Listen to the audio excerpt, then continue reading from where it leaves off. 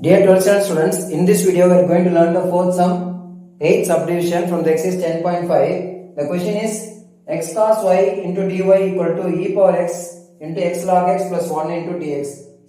Solve the following differential equation. Here we are going to use the variable separable method.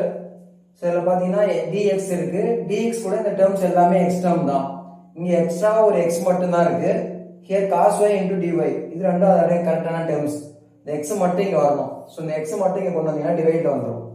So டிவைட்ல வந்ததுக்கு அப்புறம் e power x x log x plus 1 by x ன்னு இருக்கு. So நியூமரேட்டர்ல இங்க ரெண்டு term இருக்கு, டினாமினேட்டர்ல ஒரு டேர்மா இருக்கு. இது ரெண்டா ஸ்ப்ளிட் பண்ணிக்கலாம். x log x by x plus 1 by x. So இந்த டினாமினேட்டர் காமன் டினாமினேட்டர் ரெண்டு பேரும் தனித்தனியா பிரிச்சிரோம். இந்த y எல்லாம் ஒரு பக்கம் x எல்லாம் ஒரு பக்கம் வந்தனால integrating on both sides gives integration of cos y into dy, integration of e power x இங்க x x cancel ஆயிடும். log x plus 1 by x into dx. So integrating on both sides la question வந்தாச்சு. இத cos y ஈஸியா integrate பண்ணிடலாம், sin y ன்னு வந்துரும்.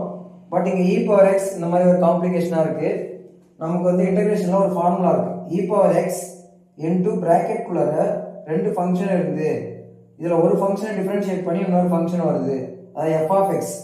இப்போ f of x differentiate பண்ணா நமக்கு என்ன வரும்? f dash வரும். சோ இந்த ஃபார்மேட்ல क्वेश्चन இருந்தா ஆன்சர் வந்து e power x into f of x. இதான் அதோட answer.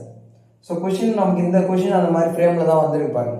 e power x into log x plus 1 by x. So இந்த ஃபங்க்ஷன்ல log x டிஃபரன்ஷியேட் பண்ணா 1 by x வரும்.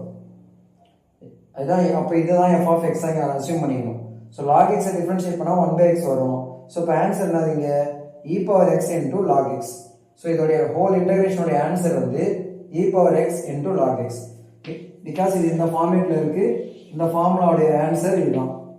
e power x into f of x plus f dash of x into dx is equal to e power x into f of x.